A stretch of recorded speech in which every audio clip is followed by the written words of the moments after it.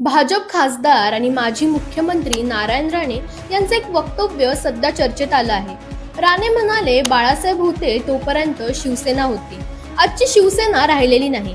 हे वक्तव्य त्यांनी रत्नागिरीच्या चिपळूण दौऱ्यात केलं आणि विशेष म्हणजे त्यांचा मुलगा निलेश राणे हा शिंदे गटाचा आमदार आहे. स्थानिक निवडणुकांच्या पार्श्वभूमीवर हे वक्तव्य म्हणजे एक प्रकारे एकनाथ शिंदेंच्या शिवसेनेवरच रोख असल्याचं राजकीय वर्तुळात म्हटलं जातंय.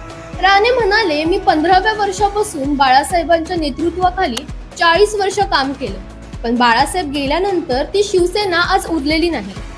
दरम्यान सिंधुदुर्गामध्ये नितेश राणे भाजपा आणि निलेश राणे शिंदे सेना अशी मैत्रीपूर्ण लढत होणार असल्याचा संकेत आहे आणि त्यामुळेच राणे यांच्या या विधानामुळे दोन्ही पक्षातील तणाव आणखीन वाढण्याची शक्यता व्यक्त होत आहे.